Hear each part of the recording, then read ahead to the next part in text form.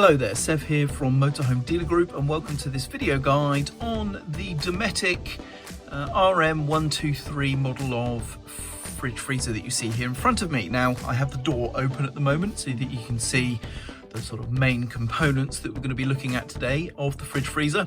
This fridge freezer can run on 12 volt power, it can run on mains electricity and also on gas. Now, this is a video guide to teach you how to get this fridge freezer working.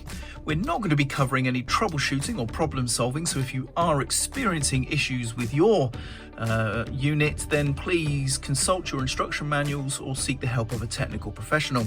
This video really is just a quick start guide to get you up and running using this fridge freezer in your leisure vehicle.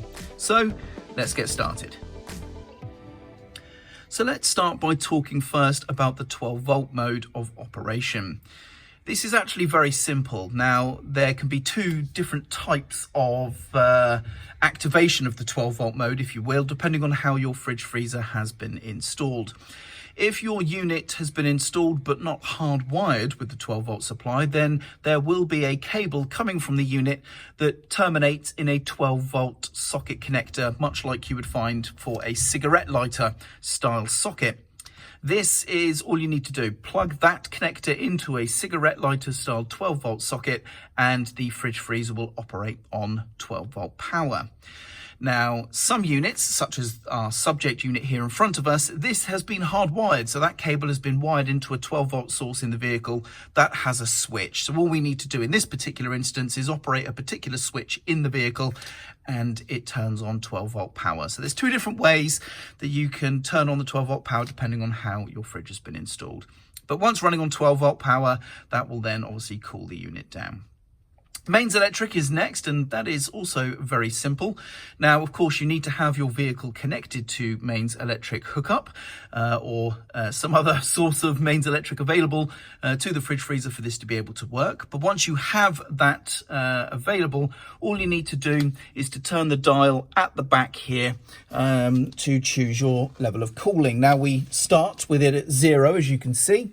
And if I turn, there's a bit of a sort of click as it releases from the 0 position, and I just simply turn this round to whatever level of cooling I want. That would be maximum right there, and the unit will be running on mains electric. Now, to turn that off, we simply wind the dial all the way back to the 0 is at the top, and it will click in place back into the top position there, and that is now off. So that is mains electric operation. Very, very simple.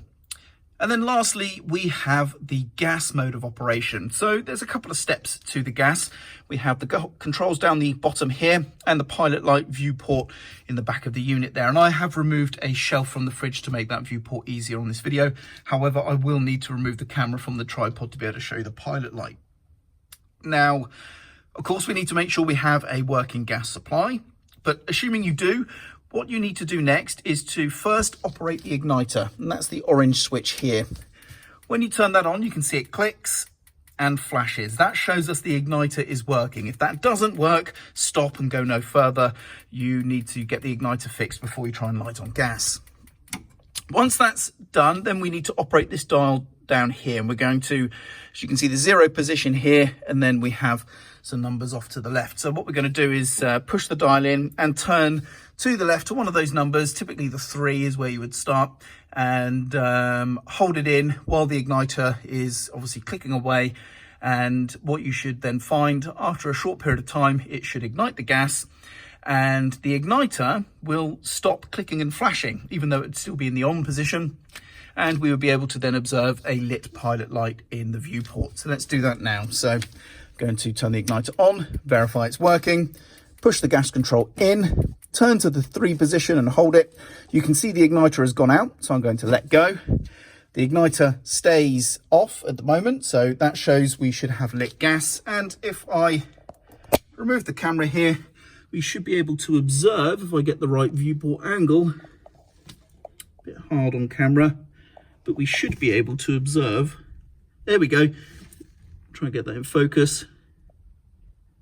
You can see the pilot light there showing quite clearly in the viewport. So that has now successfully lit on gas. So We can then modify the cooling level by changing this dial here. So that's the lowest setting, with it pointing down to the sort of 7 o'clock position.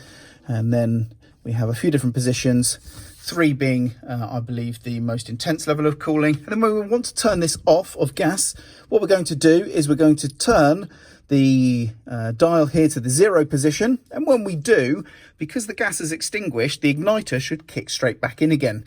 And that tells us the gas is, there we go. So as you can see, the gas has gone out, the igniter's kicked back in because it's trying to ignite the gas. And if we were to look in the viewport, we would see there's no pilot light anymore, and then we can simply turn the igniter off. It's important to remember that the igniter is the first thing you turn on and the last thing you turn off when you're operating on gas, and it should always be left in the on position when the unit is running on gas, because if the flame was to somehow go out or blow itself out, or there was an air bubble or something like that that was to cause an interruption in the gas supply, the igniter is going to kick straight back in, so that should that gas supply come through again, it's immediately going to light the flame and you won't end up with a dangerous buildup of gas that's not ignited. So always leave that igniter in the on position and make sure it's the first thing you turn on, and the last thing you turn off. And that's it. That's how you operate the Dometic RM123 model of fridge freezer. Now there is an RM122, which is almost identical to this unit, except it has no mains electric operation. So it will have the gas supply here and it will have 12-volt operation. There will not be any mains electric. So you of course can use the information in this guide to help you with that particular unit. But of course, if you have a 123, then you will also have the addition of mains electric operation. But that's how to use these models of freeway fridge freezer. I hope you found this video useful. I'm Sev, and thank you very much for watching.